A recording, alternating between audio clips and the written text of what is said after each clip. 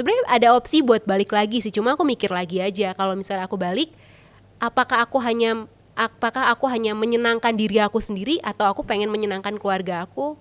Ya aku nggak pengen sih akunya seneng tapi keluarga aku sedih gitu karena istrinya, karena mamahnya ini terbang terus. Apa sih suka dukanya jadi pramugari? Oh man. Gitu. Jadi mereka buang sembarangan lah di wash basin, di tempat cuci tangan. Aku juga bingung gimana caranya mereka naik ke situ. Oh my god. Di situ Ini ada behind the scene loh ya. Pupuknya. Oh my god. Saya Hernito Tandra akan memandu Unfair Advantage. Hai, ketemu lagi di Unfair Advantage, satu channel yang membahas tentang hal-hal yang tidak fair dalam hidup kita, tapi kita bisa ubah jadi advantage. Jangan lupa teman-teman untuk like, comment, subscribe, dan nyalakan loncengnya ting-ting supaya Anda tidak ketinggalan episode-episode baru yang kami tayangkan setiap minggunya.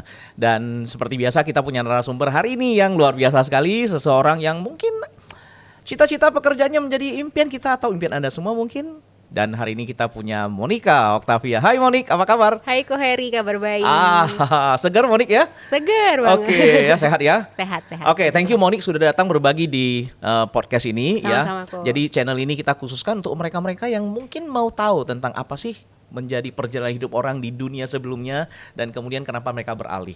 Ya, dalam hidup memang banyak hal-hal yang unfair dalam hidup kita yang nggak sesuai pesanan, ya, dan kadang-kadang kita mesti adjust, ya. Betul, Nggak hanya terhadap perubahan, tapi juga terhadap diri kita. Betul. Monik ini adalah seorang pramugari ya. Betul. Mantan pramugari. Mantan pramugari. Oke, udah mantan ya. Udah mantan. Oke. Pramugari maskapai apa? Boleh tahu? Boleh sebut merek nggak? Boleh. Kan harus sebut ya. Batik Air kebetulan. Batik Air. Oke. Batik Air itu dulu dibikin untuk nyaingin Garuda ya kalau nggak salah ya. Iya, awalnya kayak gitu. Positioningnya itu kan ada Lion ya. Betul. Ada Lion, kemudian pusatnya Lion. Pusat, ada Batik, sekarang ada banyak yang lain. Super Airjet, Wings Air, ada banyak juga. ya. Bener, Malindo, Thai Lion gitu. Oke, dulu Monik memang cita-cita jadi pramugari. Cita-cita dari kecil kok. Dari kecil ya. Kenapa mau jadi pramugari dulu? Simpelnya keren aja gitu. Keren aja ngelihat seorang pramugari kan cantik, anggun, terus kayaknya kok keren aja gitu kalau misalnya di bandara jalan kayak semua mata tertuju pada si mbak pramugari ini gitu. Jadi kayaknya wah keren banget. Memang kalau mereka lewat itu kayak center of attraction gitu ya. Betul. Pasti orang semuanya lihat ya. Betul. Ya nggak sih? Harus, itu pasti. Setiap aku jalan di bandara pun kayak semua orang tuh, wah ada mbak pramugari nih gitu. Orang kasih lewat. Orang kasih lewat. Oh itu kayaknya something banget ya kalau itu ya. Benar. Ya.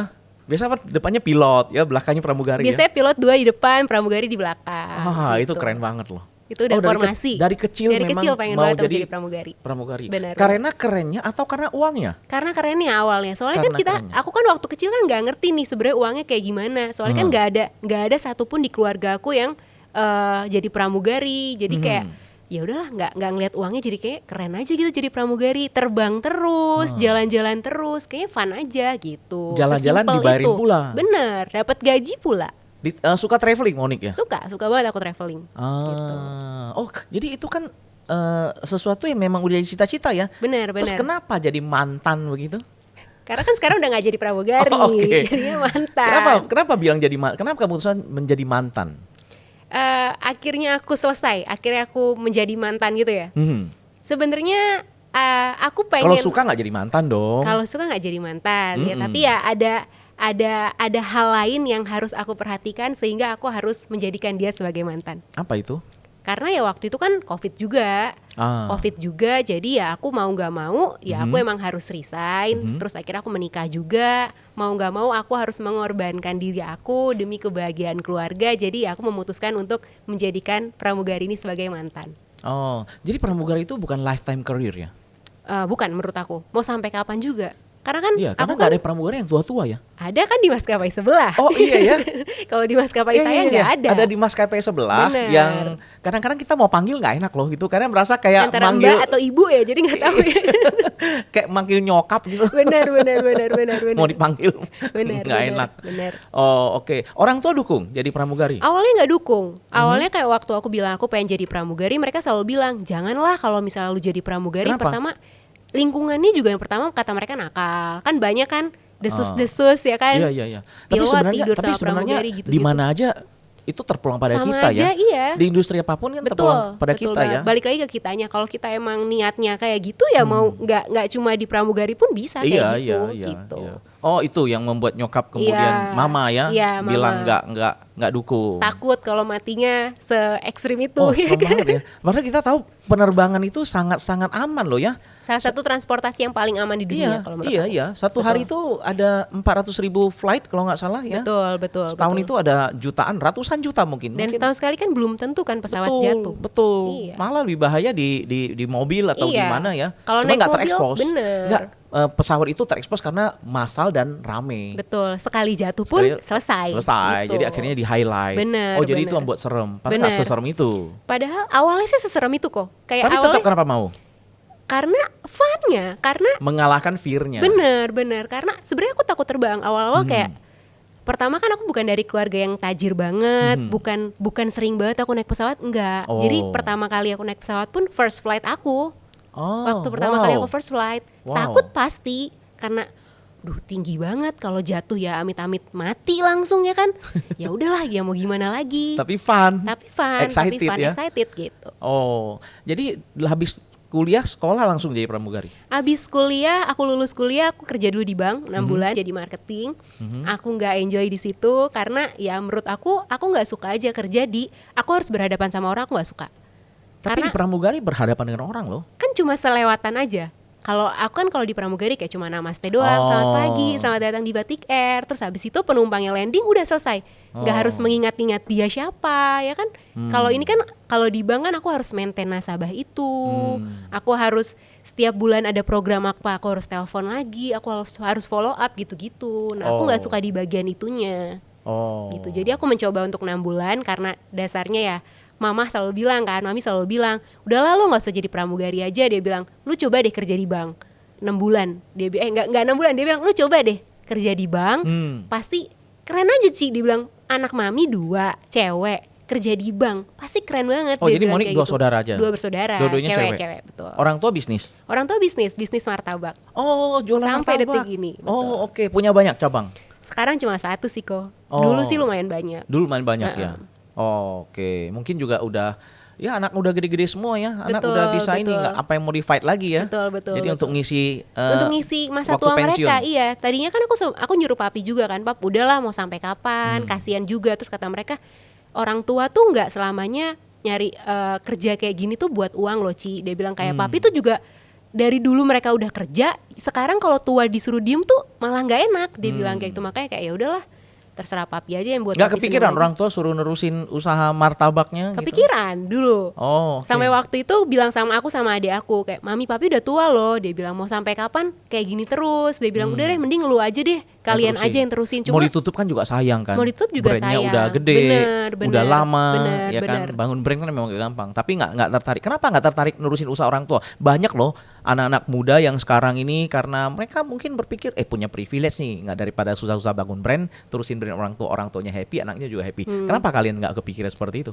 Karena awalnya aku mikir kayak kalau di usaha papi mami kan sebenarnya banyak up and down-nya. Cuma banyak down-nya aja. Kalau misalnya kayak mereka penghasilannya nggak tetap. Kalau namanya bisnis kan gak ada yang tahu ya kok ya. Kadang naik, kadang turun penghasilannya. Nah, aku ngelihat kayak kok berguguran terus nih cabang-cabang ya kan. Nah, aku nggak siap aja. Tapi aku nggak awal siap juga mental. buka terus dong? Awalnya buka terus, cuma kan ada cycle-nya kok kalau bisnis. Oh. Nggak selamanya kayak martabak itu kan jadi tren. Dulu kan banyak banget martabak, semua orang buka martabak. Sekarang banyak opsi F&B ya. Iya, bener. Makanan variasi yang banyak sekali. Bener. Dan sekarang kalau misalnya dulu mungkin kalau martabak aku lumayan terkenal ya di Magelang. Nah sekarang di Magelang tuh kayak kota kecil dan kalau kita jual harga tinggi pun itu habis. Dengan semua orang buka martabak harganya murah-murah. Oh. Jadi kayak aku nggak deh. Aku bilang sama papi nggak deh kayaknya. Ya. Jadi akhirnya ke bank. Akhirnya ke bank.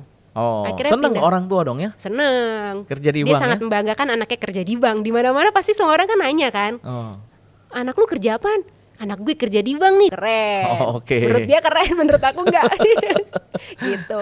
Jadi cuma 6 bulan di bank. Cuma 6 bulan. Terus habis itu jadi pramugari lagi. Nah 6 bulan akhirnya aku ketemu sama calon suami aku waktu itu ya kan. Aku ketemu terus dikenalin lah sama temennya dia. Temennya dia itu kerja di salah satu maskapai juga, Garuda. Dia bilang, aku nanya nih, enak gak ya jadi pramugari? Enak loh Mon, coba aja Mon. Dia bilang kayak gitu. Bosen kan di bank? Dia bilang, coba aja, fun loh. Aku bisa jalan-jalan, bla bla bla. Oke. Terus akhirnya, oke deh, aku coba deh. Terus Nah, mesti waktu ngomong itu, ke mama dong. ngomong juga. PR Mam, paling berat. paling berat. Oh, Mam, dianggap anak durhaka nih.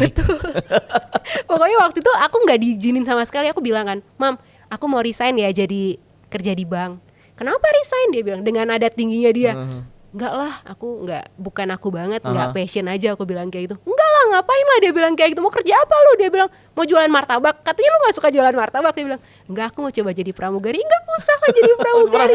Iya, enggak usah lah, dia bilang gitu. Enggak lah Ci, dia bilang pramugari tuh katanya pembantu tapi di pesawat. Terus aku mikir, ya nggak ada salahnya mamaku coba. Kita semua pembantu loh sebenarnya ya. Betul. Di rumah kita pembantu beneran. Bener, ya kan? bener. Ya di korporat juga pembantu korporat. Bener. Bahkan menteri aja pembantu presiden. Betul. Ya Presiden pun pembantu rakyat. Betul. Ya, gitu. Okay. Jadi ya udah, aku mencoba untuk memberanikan diri ngomong sama mama papa. Akhirnya mereka, walaupun mereka bilang enggak, cuma aku bilang sama mereka, kasih aku kesempatan. Aku bilang karena aku udah besar, aku udah bisa ngambil keputusan sendiri. Ya aku harus bertanggung jawab sama keputusan yang aku ambil. Jadi kasih aku waktu untuk mencoba untuk jadi pramugari. Jadi pramugari susah nggak sih, Monik? Sebenarnya susah enggaknya tergantung orangnya ya kok ya. Kalau misalnya buat aku sih sebenarnya enggak. Ya karena diterima kan. Karena diterima. Tapi berapa banyak yang mau lamar jadi pramugari? Banyak banget kok. Kebetulan kan kalau di maskapai aku kan bisa tuh anak-anak SMA lulus jadi pramugari. Nah itu banyak banget orang-orang yang sampai merelakan uang mereka untuk ada kursus, namanya kursus-kursus jadi pramugari gitu. Oh ya? Dan itu nggak murah loh, mahal loh itu. Ikut kursus dulu. Bener, ikut kursus dulu, ikut gitu. les dulu sampai akhirnya mereka masuk ke maskapai. Dan itu nggak 100% pasti masuk loh kok. Jadi ikut les supaya nanti dia seleksi diterima. Betul. Wow. Padahal nggak semua orang diterima. So excited gitu ya orang dengan industri ini ya. Karena jadi mau mereka ikut les dulu? Enggak. Oh, nggak ikut les. Karena mungkin mereka menganggap pramugari itu industri yang luar biasa yang bisa menghasilkan banyak uang dan gampang juga mungkin menurut aku masuknya. Tapi ya nggak semua orang bisa masuk juga sih gitu. Oh. Terus menurut Monik apa yang membuat orang diterima di pramugari? Ini supaya teman-teman yang kepikiran juga nih dan tahu ternyata syaratnya begini, saya nggak qualified nih.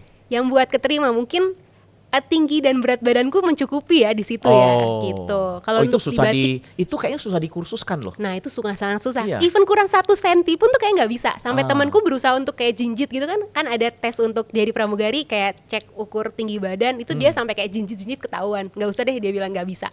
Gitu. Jadi selain tinggi berat badan apa? Tinggi berat badan, pintar bahasa Inggris juga. Mesti bisa bahasa Inggris. Betul. Karena kan penerbangan kan kita ketemu orang banyak kan ya. Betul. Terus nggak boleh kelihatan tato. Mungkin ada yang udah pernah punya tato gitu nggak boleh. Tato nggak boleh. Tato nggak boleh. Yang kelihatan ya. Oke, ada syarat lain lagi? Sebenarnya itu aja sih. Ada TOEIC, ada TOEFL gitu-gitu sih. Cuma tes oke Inggris lah. ya. Tes TOEFL. Berapa lama jadi pramugari, Monik? 3,5 tahun. 3,5 tahun. Betul. Apa yang membuat jadi quit? Yang membuat jadi quit. Awalnya sebenarnya aku ngelihat pramugari ini bukan pekerjaan yang bisa lama buat aku. Karena aku masuk pun di umur yang nggak muda. Sementara kan sainganku kan banyak nih teman-teman. Berapa umurnya waktu masuk? Aku lulus kuliah aja 20 lebih lah. Kan sebenarnya anak-anak 18 tahun 19 tahun lulus SMA kan pada bisa masuk nih, nggak fresh. Dan aku udah masuk tuh di umur yang udah lumayan tua. Terus aku masuk, terus kayak ya teman-teman lain tuh yang masih muda 18, tuh banyak 19 gitu ya. Gitu. Terus kayak yang bikin quit sih sebenarnya COVID sih. Karena dunia penerbangan juga sangat terganggu banget karena COVID. Terus perusahaanku waktu itu nawarin unpaid leave, kita kerja tapi nggak dibayar. Terus juga waktu itu mama juga bilang waktu COVID, Ci lu mending resign aja deh, dia bilang kayak gitu. Kata Kenapa, mami Mam? ini kesempatan Iya nih. kesempatan dia Kesempatan kan. nih. Benar, terus dia bilang kenapa Mam? Ya lu nggak takut terbang terus COVID? Dia bilang COVID lu bisa mati lu kan awal-awal kan COVID sangat menyeramkan kan. Nah waktu itu apalagi lu terbang nggak tahu ya kan penumpang mana yang bawa COVID kan, dia bilang udah lu resign aja deh, dia bilang kayak gitu. Akhirnya ya dengan sangat berat hati ya aku resign waktu itu. Selesai COVID kenapa nggak balik lagi? Menikah dan bertemu dengan menikah dan punya anak, akhirnya udah nggak bisa balik lagi. Sebenarnya ada opsi buat balik lagi sih, cuma aku mikir lagi aja kalau misalnya aku balik, apakah aku hanya menyenangkan diri aku sendiri atau aku pengen menyenangkan keluarga aku. Ya aku nggak pengen sih akunya senang tapi keluarga aku sedih gitu karena istrinya, karena mamahnya ini terbang terus. Apa sih suka dukanya jadi pramugari? Kalau tadi kita bilang kan sukanya kan bisa traveling, terbang dibayar, betul. mendarat pun dibayarin hotel, bisa jalan-jalan dan bisa masih dibayar. Betul. Kalau dukanya itu tuh banyak mungkin orang-orang yang nggak tahu kan, orang kan ngeliat tuh cuma sampulnya doang kan, wah ini cantik nih, anggun nih, nggak pernah tahu dalamnya itu pernah satu momen ketika aku harus bersihin kotoran manusia. Jadi kan orang-orang kan mungkin pertama kalinya naik pesawat atau mereka nggak tahu gimana caranya buang pup mereka di tempat yang seharusnya, walaupun udah kan tahu ada, tuh kan, ada kan masuk, toilet bowl kan? Iya kan masuk kan udah ada di situ, kan mereka nggak tahu. Oh man. Gitu, jadi mereka buang sembarangan lah di wash basin, di tempat cuci tangan. Aku juga bingung gimana caranya mereka naik ke situ. Oh my god. Di situ ini ada behind the scene loh ya. Pup-pupnya. Oh my god. Akhirnya ya udah mau nggak mau, aku mau dapat itu bukan uang cleaning banyak, service yang gitu. ini ya. Biasa Bukan. kita keluar pesawat itu kan ada tim Iya, kru cleaning iya. service yang bawa sapu, udah bawa lap, bawa Kalau untuk penerbangan VV gitu pulang pergi, misalnya aku dari sini ke Singapura atau dari sini ke Jogja tapi nggak stay di situ, itu kita yang bersihin. Sebelum penumpang boarding tuh kita harus cepat-cepat bersihin gitu. Nggak cuma itu, muntahan penumpang juga ada. Makanya kadang-kadang orang ngelihat sisi luar ya. Bener. Sebenarnya setiap pekerjaan itu ada Sisi behind the negatifnya. scene, sisi negatifnya Betul, ya, yang betul, orang betul. lihatnya cuman dari luar. Belum. Setelah kita selami, Betul. baru kita tahu ternyata nggak se-advantage gitu ya. Betul. Belum penumpangnya. Kalau penumpang jahil juga banyak. Penumpang Minta jahil. nomor telepon, Oh, pegang kanan kiri. Wah. Gitu. oke. Jadi mungkin calon suami aku waktu itu kayak, wah seru Wah, nih, seru mau nih. nih kita. Oh, di toil om-om. Betul. Gitu. Oh oke ya, ya itu sisi gelapnya ya, Sisi gelapnya. the dark side of pramugari ya. Betul. So apa yang buat Moni kemudian masuk ke industri insurance? Yang buat aku masuk di industri insurance, sebenarnya waktu itu aku nggak memilih untuk masuk ke industri ini. Aku kayak dicemplungin, lebih tepatnya dicemplungin sama suami aku. Mungkin kayak suami aku pengen istrinya kerja. Cuma suami aku nggak pengen istrinya kembali ke dunianya.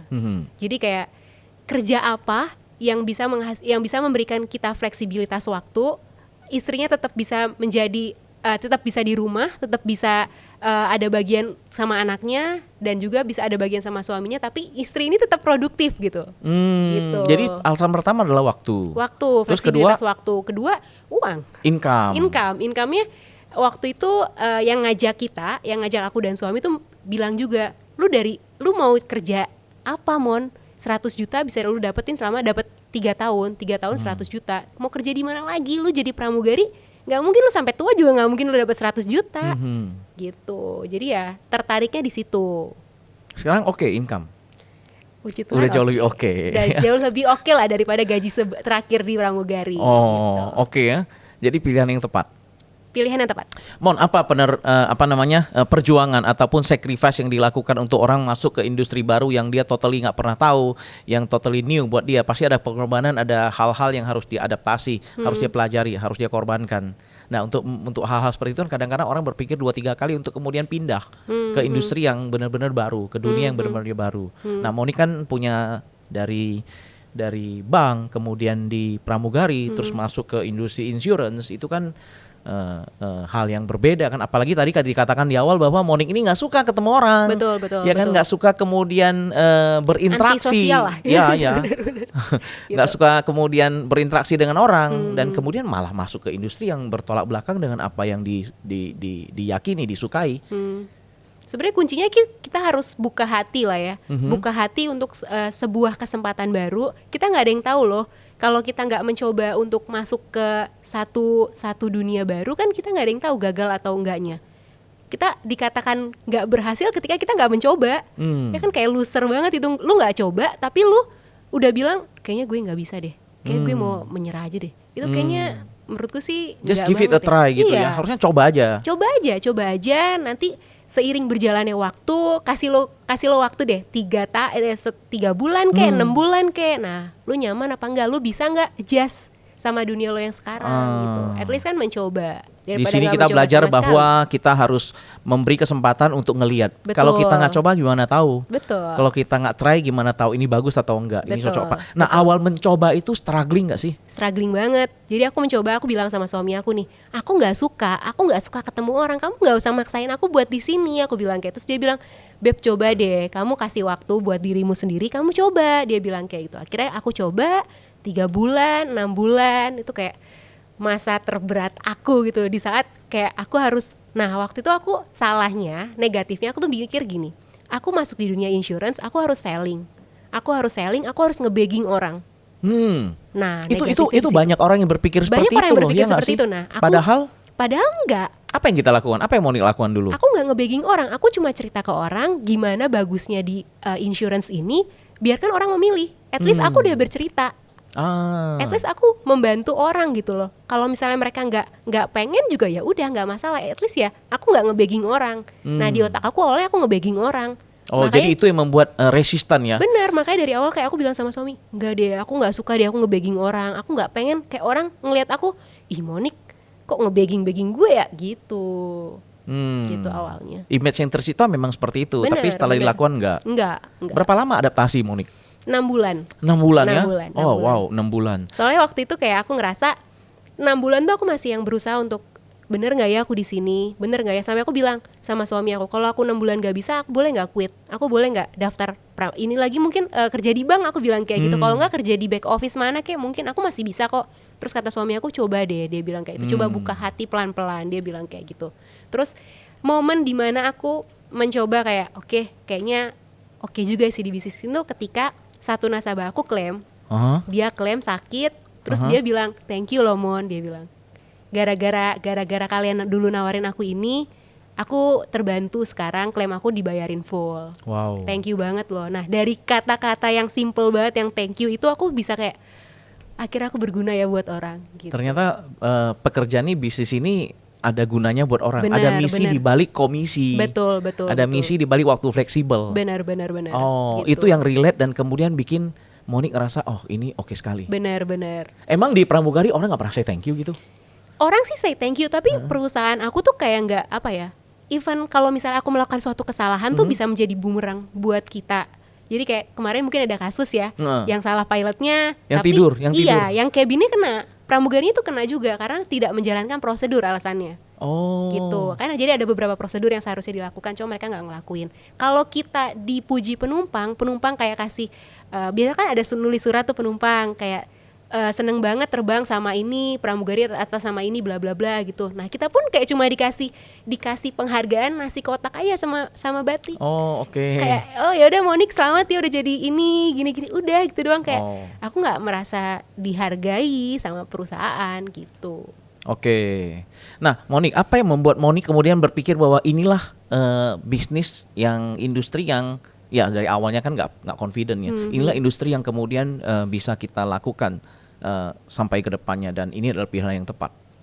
Karena aku beranggapan di industri ini aku bisa membantu banyak banget orang sehingga orang itu tuh merasa aku pengen kan tujuan aku hidup tuh sebenarnya kan berguna bagi semua orang ya, tujuan hidup. Nah aku pengen kayak orang-orang tersebut tuh berguna aja, merasa terbantu aja karena adanya aku. Jadi kayak aku ngeklik lama-lama itu lama banget sih, kayak aku mikir sama suami aku juga kan kayak ini aku maksain orang nggak ya, ini gimana berat nggak ya kalau orang bayar insurance segini. Cuma long the way ya mereka terbantu karena mereka berapa rupiah yang mereka keluarkan tuh mereka dapat lebih besar loh. Iya kan, jadi kayak udahlah aku yakin sih di sini aku bisa membantu banyak orang gitu. Oke, wow. Even orang tua aku juga terbantu, klaimnya mereka terbayar. Oke. Jadi klien awalnya adalah orang tua juga. Soalnya ya? orang tua awalnya nggak percaya insurance. Mereka waktu itu pernah ada satu insurance, terus mereka bilang kayak nggak deh Ci, lu bayar asuransi mahal-mahal. Ini papi waktu itu dulu nggak di cover, apalagi lu sekarang mau jadi agent, nggak usah lah, dia bilang kayak gitu. Kayak udah deh mam, coba deh kasih aku waktu lagi. Lu juga waktu itu ngomong itu waktu jadi pramugari, dia bilang kayak gitu. Terus coba deh mam aku bilang kayak gitu. Akhirnya udahlah. Sekarang udah dukung. Support Ya. Uangnya kenceng soalnya. Uangnya kenceng ya, udah berkali-kali dari income dulu ya. Benar. Oh, oke. Monique, kita kan bicara tentang transformasi dari satu ke yang lain. Benar. Ya kan, dari satu ke yang lain, dan kadang-kadang orang berpikir tentang ini bukan jalan saya, ini bukan passion saya, ini bukan pilihan yang saya mau. Dan bahkan orang kadang-kadang nyentuh aja nggak mau gitu loh. Menurut Monique ada tips nggak sih, atau mungkin saran buat teman-teman kita yang nonton ini untuk mencoba, atau mungkin bagaimana mereka kemudian bisa bertransformasi, bisa beralih? Kadang kan orang kan mengatasnamakan passion mereka kan, kayak aku passion aku kayak gini nih, aku nggak mau kerja di luar passion aku. Cuma kalau menurut aku ya, tapi kalau misalnya salah tolong dikoreksi ya. Passion tuh nggak bisa buat kita sukses kalau menurut aku, karena kalau menurut aku kalau misalnya kita terlalu mendewakan passion, nggak ini juga, nggak bijak juga gitu loh. Jadi kayak cobalah untuk menaruh hati sedikit terhadap kesempatan baru. Nah nanti kalau misalnya kalian udah mencoba, baru kalian bisa koreksi. Bisa nggak ya? Kalau misalnya kalian nggak coba, tapi kalian udah memutusin kalau itu nggak bisa, kan percuma. Mungkin kita bicara passion itu kan tentang diri sendiri ya. Benar. Ya nggak sih? Benar. But in life kita nggak bicara tentang diri kita. Benar. Kita ada orang-orang di sekitar kita yang kena impact dari. Kan kalau kita mau sukses kan pasti kan ada selalu ada pengorbanan kan. Kalau passion kan terlalu egois banget. Kalau aku bilang ya passion aku jadi pramugari, aku harus jadi pramugari lagi. Menurutku itu terlalu egois aja gitu loh. Kalau misalnya sekarang kayak aku harus melihat keluarga aku harus melihat lingkungan aku juga, yang kalau misalnya aku jadi pramugari ya gak bisa. Even aku bahagia cuma keluarga aku gak bahagia kan percuma. Wow, jadi kita belajar dari Monique tentang hidup ini bukan tentang diri kita sendiri.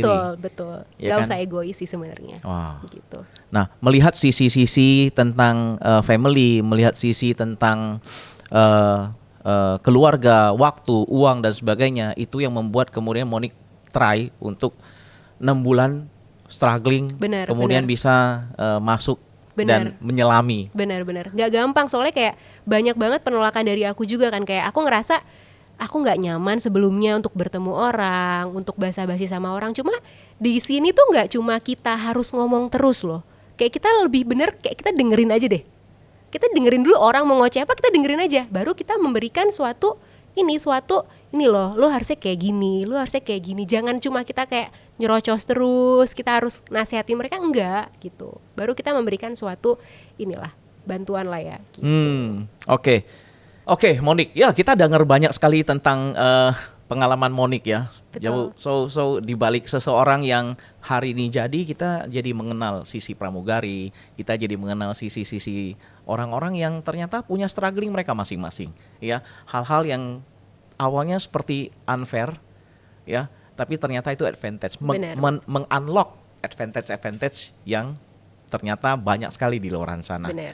Monique, kita bicara tentang sekarang kan Monique settle di industri asuransi. Yakin masih di sini? Yakin. Dari abang, terus kemudian di pramugari, terus di bank 6 bulan, ya kan? 6 bulan pramugari 3 tahun setengah, terus di sini baru 2 tahun. 2 tahun. Terus the next berapa tahun di sini, atau ada pikiran untuk jump ke another industry? Oke.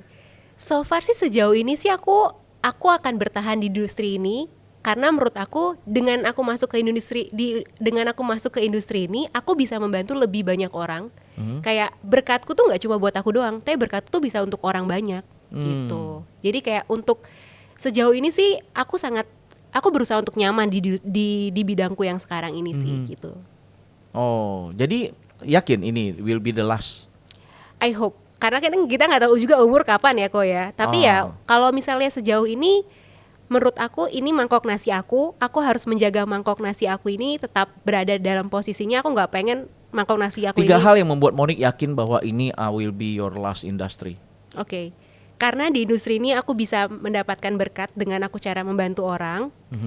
Di sini juga menurut aku bisa bersama keluarga aku, waktunya juga fleksibel di industri ini.